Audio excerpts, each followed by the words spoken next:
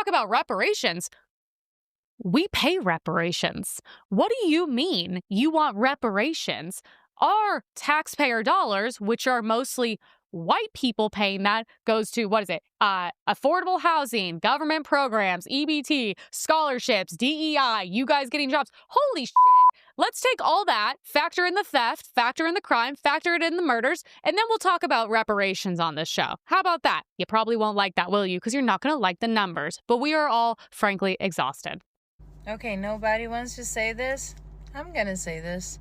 I don't owe black people anything. Can we please understand that the people who owe debts of reparations are dead, and we're not supposed to be paying anything, especially because of a very particular reason. There's so many reasons why we shouldn't be paying any debts of reparations, but the most important one is we have way too many problems right now to be looking back in history to try and fix things that are not going to be fixed. Can we put all that energy to solve these problems, please? How much longer are we going to keep doing this? Focusing on problems from the past that are not going to be resolved, that are just causing more separation, more hate, instead of focusing and fixing our present, in trying to make a better future, because right now it's looking really ugly. I guess it'd be a good idea for all of us to just work hard to create a future where skin color doesn't really matter, right? Have you heard about the San Francisco reparations bill that was signed by Mayor Daniel Lurie like 2 days before Christmas? If not, let me tell you what happened. He signed a bill to give reparations to Black residents in San Francisco who have been systematically and historically harmed by injustices. When I say injustices, he's talking specifically about the residents who were harmed by past city laws. So far, the city hasn't allocated any payouts, which is projected to be $5 million per person for those who qualify, because they don't have the money for it right now. But they are establishing a place to hold future contributions. The fund can be financed with private donations, foundations, and other non-city resources. Now, the mayor did concede that the city has a $1 billion budget deficit right now, so taxpayer money will not be allocated for the pot. The reparations plan provides a series of methods to provide restitution to individuals who are Black and also descendants of slaves. But the caveat is these individuals have to prove that they have been harmed in San Francisco. It has been argued that Black residents of San Francisco have been victims of racial discrimination and displacement for decades, more specifically between the 1940s up until 1970s. So it is proposed that the city provide a one-time lump sum of $5 million per person to the residents that qualify. Right now, according to the U.S. Census, it's about 46,000 Black residents in San Francisco. So there's going to be more to come on this story. Black Americans' documentation genealogy is not some mystified information. It exists in ink or archives. This idea that it's impossible to determine who is Black American coming from you is crazy, being that your paperwork is fresh off the press. So regardless of, oh, well, how can you tell who's eligible? We know who's not, okay? And I want to remind you too that had Black Americans received reparations, and had we learned from the atrocities committed by the American government and plainly white Americans, okay, what is going on today would not be going on. I'm certain there would be some other drama, but the reality is, in the scenario that we receive reparations, in the scenario in which we actually learned from these atrocities, right, in the way that Germany did, let's say, for example, the distribution of power and wealth in this country would look significantly different. And I'm willing to bet it probably would be a better version of America. Like that alternate universe of America in which we actually learned from what happened to Black American people, right? Even all the way up until this point, okay? Had we learned from that, this man wouldn't even be president, okay? This man was elected off of the strength of white supremacy. He's a felon. There is no possible way, okay, that the current chain of events would be happening had we handled things the right way. And when I say we, I don't mean us, I mean them. I mean y'all. That's who I'm talking about. And I think when we look at what's going on with immigrants, and specifically black and brown immigrants, because white immigrants exist too, girl. European white immigrants also exist. They're not getting targeted, okay? When we look at what's happening with them, it is a direct show of a lack of knowledge and a lack of learning, and also the result of what happens when you keep the largest subgroup of America disenfranchised. Hello, welcome back. My name is Kola, and let's talk about something that instantly makes Thanksgiving dinner awkward each and every year. You see, things like reparations, specifically reparations for Black Americans. Some people say it's overdue, some people say it's unfair for them, and some people say that was a long time ago and they should have already healed from that. So what's really going on? But before I give out my full commentary, let's first watch a few videos that I've compiled for you guys, and then you're going to come back with a full commentary at the end of the video. And if you haven't yet subscribed to my YouTube channel, I'll gladly appreciate if you guys hit that subscribe button. Give me your strongest argument in support for reparations and reparations right now. Reparations right now, and we should have been having reparations because foundational Black Americans built this country from scratch. If it were not for foundational Black Americans giving hundreds of years of free labor, this country would not be in the position it's in right now. And the whole argument was that was long ago. No, the money is not long ago. The money generated and the wealth is still here. Money doesn't disappear. It gets compounded and passed down through generations. The money has been passed down and the debt of slavery has been passed down generationally to us, and we have to be repaired. Nobody has a problem with Native Americans getting compensated. They don't say that was long ago. That was long ago, and they get casinos and they get compensated now. Nobody says, well, I wasn't there when the Native Americans are getting chipped off. No, I didn't have anything to do with Native Americans getting put on reservations, but my tax dollars go to help them. I didn't have anything to do with people being put in concentration camps in Nazi Germany. Some of my tax dollars go to that. I didn't have anything to do with the Japanese out here on the West Coast being put in internment camps during World War II. When they started giving them money in the 80s and 90s, that was some of my tax dollars. So 9/11, when those buildings went down in New York, some of our tax dollars went to the victims of that. I didn't fly no planes into nobody's building, but when it comes to us, everybody wants to waive responsibility. Everybody has benefited from the slavery of foundational Black Americans and the free labor that we provided the wealth for. Everybody benefits from that right now, and we are the only group has not been compensated. We have to be compensated for that. And how do you argue against somebody that is against reparations, considering you said all of that, you will still have people say, I still don't support it. But that's just I'm white and I say so. We call that I'm white and I say so. Listen, most of the country didn't support Black people being free from slavery. They didn't support that. It was Black people fighting for that. It was Black people who were the Maroons, and I got a movie about the Maroons coming out. Black people fighting from the swamps, attacking plantations. They were destroying most of the plantations in Florida. They don't talk about that. There were Black people fighting in the Civil War. If it weren't for the Black troops fighting, they would not have won the Civil War. The South was winning at first. They don't tell you that. That's why most of those military schools are in the South. They were winning until the Black people joined the Union. Then they started to defeat the South. During the Civil Rights Movement, white people didn't fight for our civil rights. White people were perfectly fine with us living on the other side of the tracks, drinking out of that water fountain over there. It was us stopping that bullshit. It was us moving the needle. They try to remix it now and say, well, white people were walking side by side. No, white people were perfectly fine with what was happening to us. Most white people did not want us to have civil rights. We said, no, we're going to get the civil rights and we're going to be treated like human beings. And then we made it happen. We're making it happen with reparations now. I don't give a damn what a white supremacist want or don't want. That person wants me somewhere butt naked, hanging in a tree somewhere. Damn what he want. I want us to get equal and just and equitable treatment, and we're going to get that.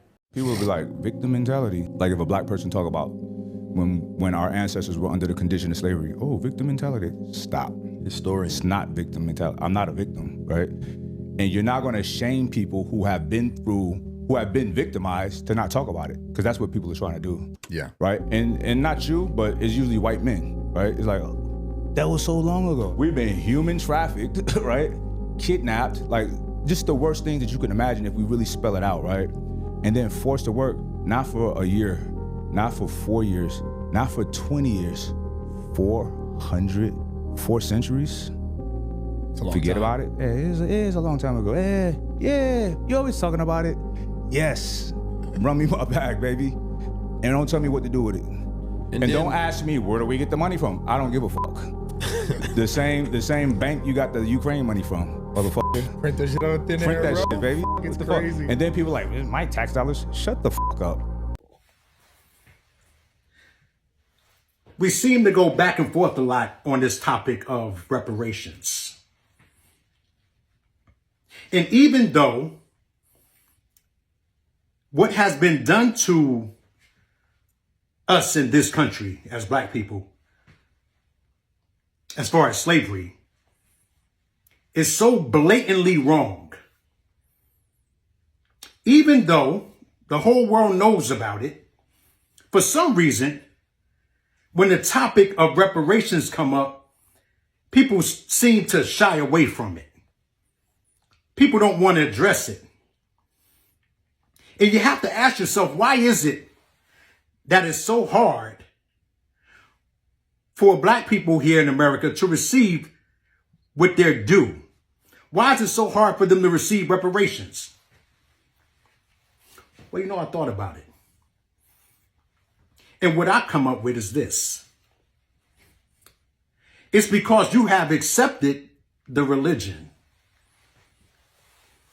You see, you've accepted the religion of Christianity, the one that says it's all about forgiveness. The one that says you have to love your enemies. The ones that you says that you forgive those who spitefully use you. The one that says turn the other cheek. See, because you have accepted the religion, they feel they don't have to pay. Because guess what? The price has already been paid. You see, when you follow something that says you're saved by grace, opposed to your deeds, your actions, the way you live, that's scary. Because that means you can do whatever you want and it's forgiven. I believe they set you up. I believe they set us up because I was a part of that. But we're awake now. So they exchange. It's like when they come into Africa, what they do, they exchange the Bible and then they take the land. You see? Now, when you think about all the countries who have received reparations, was any of them Christians? Did any of them buy into that philosophy? This is why whenever they talk about it, whenever you hear them mention it to people like Kamala Harris and the presidents and the leaders, they always bring up scripture. They always somehow bring it back to the Bible and say, yes, it was bad, but maybe this is the reason why they pushed it on us. Maybe this is the reason why it's the first thing they gave us, because they was protecting themselves from future accountability. Something to think about. One question I always had, and this is a genuine question, right? So if I'm totally wrong, please correct me. But as far as I understand, it was so dangerous for European purchasers of slaves in Africa to go ashore that almost the entirety of the slaves who were bought in Africa were sold by Africans.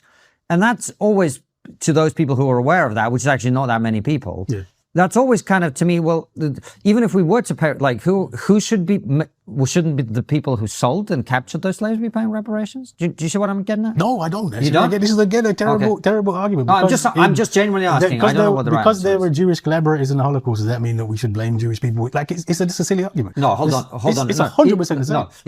No, if we're going to say no, we should go claim the hold Jewish on, people. but that's not a fair comparison. If the Holocaust had been conducted by the Jews, that would be a very different conversation. But slavery wasn't conducted by Africans. They sold all the slaves, so it was. The capture of people. Well, no. Again, there's a huge difference between slavery. So-called. No, it's not. No. I think if we have definitions, it's really, really important. Okay. What Europe did was a new thing. It was not. Wasn't. Yes, it was. No. Chattel slavery. I'm sorry. You in the Islamic slave trade, they were involved in mining, in agriculture, in irrigation. But they also, in the Islamic slave trade, they also had rights and could You're lying to the public, though. They were on royal plantations. Bilal, the person who does the first call for prayer in the Quran, is an enslaved African. They had rights. You could become free. And in African slavery, in terms of what you're talking about, what was actually just said was African slavery was much more like serfdom, where you were part of the family, you had freedom at a certain time.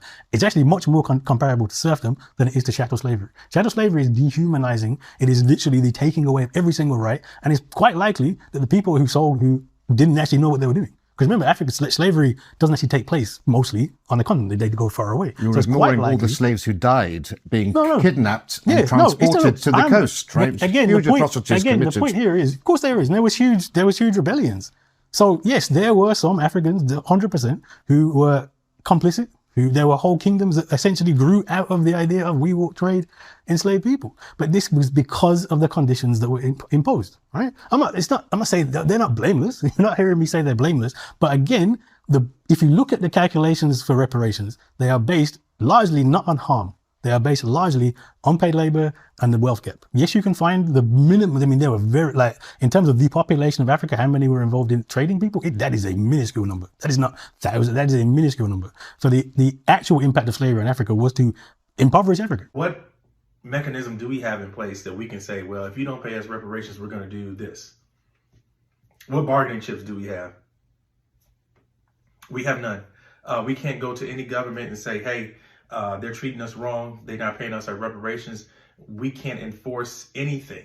We have no bargaining chips. Black Americans will never receive reparations because we have no system or no mechanism in place to reinforce consequences for not paying reparations. Now, a lot of Black people point to the Japanese Americans receiving reparations and a lot of other nations receiving reparations because I want you to understand something. These other nations have a system in place, have a government in place that can affect the American economy, that can affect trade deals, that if reparations aren't paid, things can get out of whack. So like, for instance, the Japanese, if they can say, the Japanese government can say, well, if you don't pay reparations to our citizens, we're going to back out of this trade agreement. If you don't pay reparations to our people, we're going to stop exports and imports. There's political, global, economic, and governmental ramifications for not paying reparations owed. They say, oh, the Jews receive reparations. Well, Israel is a major player in global politics and global economics. There's going to be consequences for not paying those reparations on a global scale, on a governmental scale. So what mechanism do we have in place that we can say, well, if you don't pay us reparations, we're going to do this? What bargaining chips do we have? We have none. We can't go to any government and say, hey, they're treating us wrong. They're not paying us our reparations. We can't enforce anything. We have no bargaining chips. It's just like if somebody owe you money and then you say, well, hey, man, you owe me that $20. When you going to pay me that $20? I'm not going to pay you. If you can't get your money from them, if you can't scare them, if you can't impact their life in some way, they're never going to pay you. And collectively, we have no system, no mechanism in place to implement consequences for unpaid reparations. None whatsoever. We can't go to Africa because we're not Africans. So we have no system, no government that's backing us. It's just us, and we're in this land. There's nothing that's going to give them the incentive to pay us. And if we're counting on them to be morally righteous, morally upright, that's a losing cause, okay? Governments and political parties and political power, they operate on power, and the enforcement of power. That's what it's about. It's not about morality. It's not about what you can say. You can't convince them. It's about the ability to enforce power and control and consequences. That's what people respond to. So if you don't have collectively way that you can enforce consequences, you're never going to get it. This is in the United States and the federal government's budget put together. So Congress said, we don't have that kind of money. But Lincoln wanted to give reparations to Southern white plantations owners for any slaves they lost. But in 1998, when blacks talk about reparations for free labor in slavery, they are virtually laughed to scorn. Why is that? That's part of the hypocrisy in this country, because first thing, black folk have never made it an issue. They keep thinking that they won't get it. Black people, only group of people I know in this country who've labored and suffered and never got compensated for it. We've compensated American Indians now for almost 360 years with reparations. Whites got reparation, which they call freedom dues, and they came out of indentured servitude. Jews have gotten reparations. Jews have picked up over $52 billion since World War II. Japanese have gotten 3 or 4 reparations. They got $22,000 each starting in 1990 from the United States. They've also gotten reparations from 2 cities in California and the state of California. And Japanese Americans who moved to Latin America and just came back into the country last year and picked up over $1 billion. The only people who've never gotten compensated is black folk. We even put money into Japan under what we call the .4 program, gave them $13 billion after we just got through bombing them. We also put another $14 billion into the Marshall Plan for Germans after we just finished bombing them. Black folk have never been compensated because black folk refused to make reparations an issue. Talking about reparations. So let's hear what she had to say about some reparations now. Because if she advocating for reparations, we got to give her credit. So, okay, what you got to say about reparations, Jasmine? Yeah, okay, so a couple of things. I'll talk specifically about the black folk and the concern. I think what we're seeing is that you're seeing the federal government, the state governments, the local governments that are visibly pouring money into the migrant crisis. And so black folk are like, well, wait a minute now y'all ain't gave us no reparations. Y'all always like messing us up. We can't get none, but people that weren't born here, not to mention black folk was dragged over here, but that's a whole other issue. Like, we didn't immigrate, right? Like, they brought us over here, like they captured us, they killed us, they raped us. So like black people, like, I don't know, make it make sense to me, right? And it's because they can actually see the money. The problem is that the United States government is consistently giving out money that is for the benefit of black folk specifically. So when she said the United States government is consistently giving out money that is for the benefit of black folk. Jasmine, you were in this other video talking about we are not in the business of handing out checks. So what benefit are you talking about? The United States government we don't see it. See, this is the Democratic lie that they doing a whole lot of work and they benefiting us a whole bunch. They just have a problem communicating how great of a job, how grand of a job that they're doing. But they doing a lot and we getting paid a lot. The United States government is constantly giving out money. Okay, well, let's hear exactly what she has to say,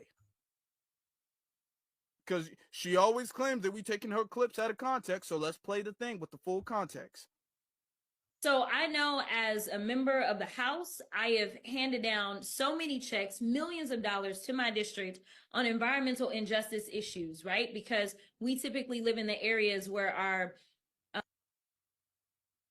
environmental justice issues. So these are our checks.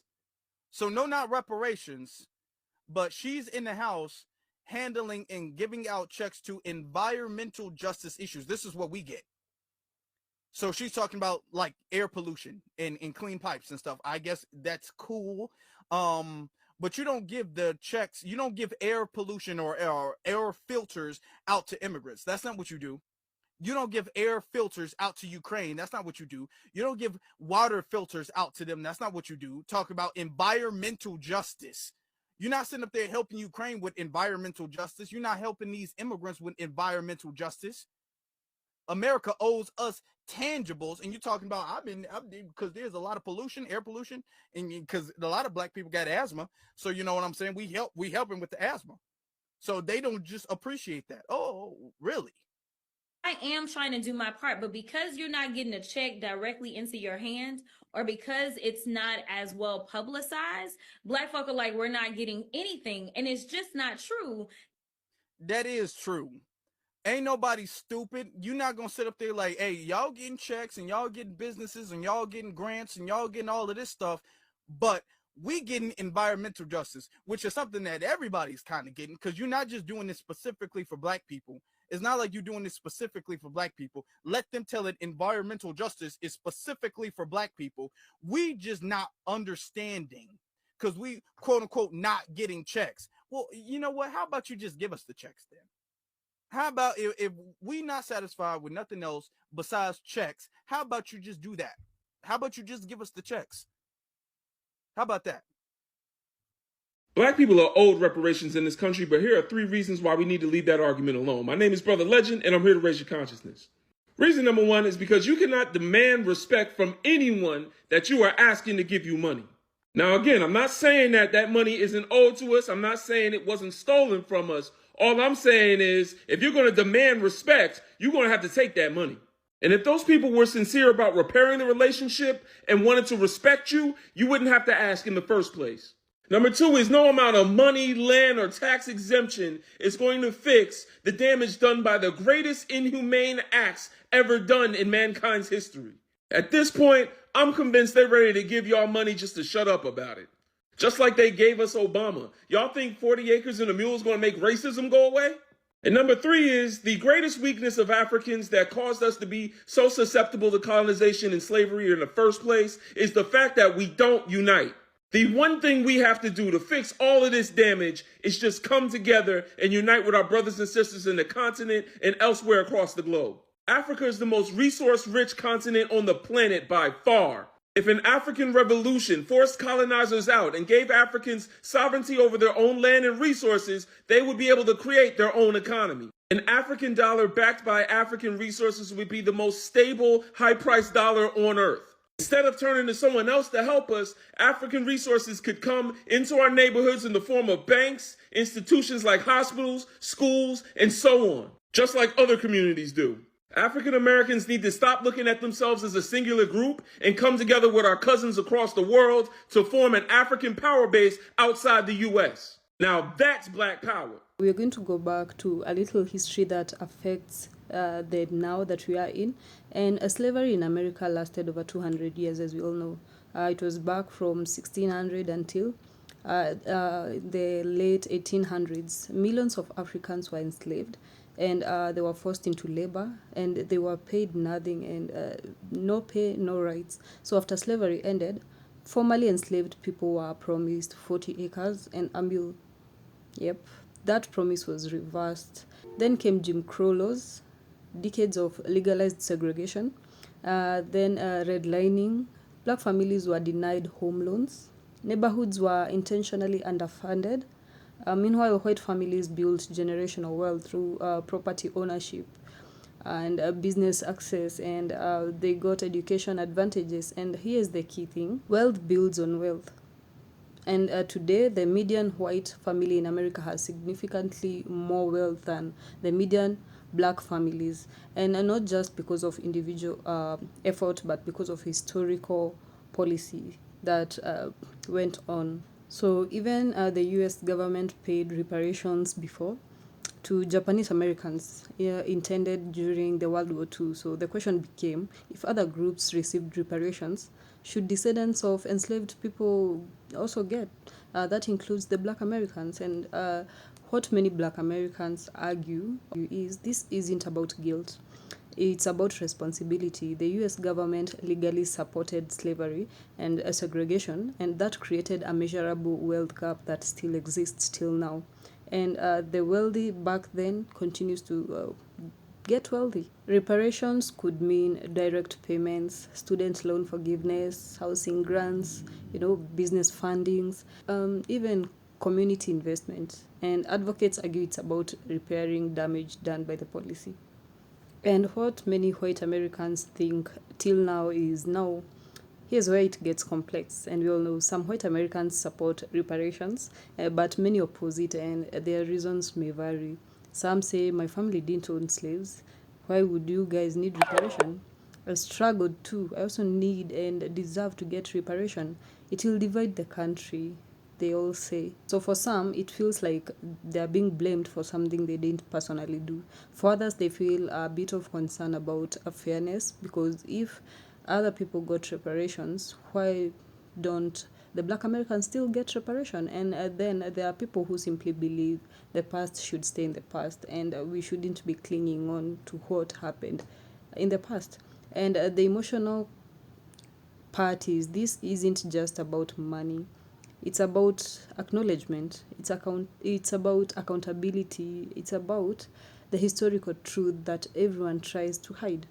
And it's all about fairness. And some see reparation as justice. If others see it as justice, there'll be this other side that thinks this is punishment. And black and white are somewhere in the middle, and they are unsure as to who should get reparations. The real debate and the big question here is America responsible for fixing the long-term economic damage caused by the laws it once enforced back then? Or is the country too far removed from that era, and people shouldn't really cling on whatever happened in that era? So I would really want to hear it from you. That's a conversation. And I know it's not simple for so many people, but I would really want to hear your take on the black Americans deserving reparations. Drop your thoughts in the comments. And do you think reparations are deserved? And if yes, what should they look like? Or how are people supposed to be compensated? If no, tell me why not. So let's talk about it respectfully, because whether we agree or not, understanding the history helps understand the present. And that matters, because we ensure people never forget what really happened. Finally, credit goes to all the respective owners of the clips and content used in my video. Your thoughts and perspective, guys, made today's work possible. And if you loved today's video and you would want to see more of this, ensure to leave a like. Support me by subscribing to my YouTube channel and sharing this video widely so it reaches a bigger audience. And remember, this also helps the channel grow. So see you in the next video.